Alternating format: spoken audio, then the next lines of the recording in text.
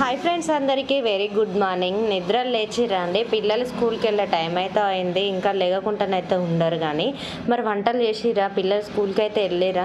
నేనైతే ఇప్పుడే వయసు కానీ స్కూల్కి పంపించేసిన. ఇక అలా ప్రశాంతంగా కూర్చొని టీ అయితే తాగుతున్నా నేను మా భావనైతే. ఇక టీ తాగినాకనే మిగతా పనులు అయితే స్టార్ట్ చేయాలన్నట్టు. ఈరోజు కర్రీ వచ్చేసి అయితే గుమగుమలాడే వంకాయ ఫ్రై చేసిన. ఇక వయసుగానికైతే ఇష్టమైన కర్రీ ఇదైతే టమాటా కర్రీ అండి.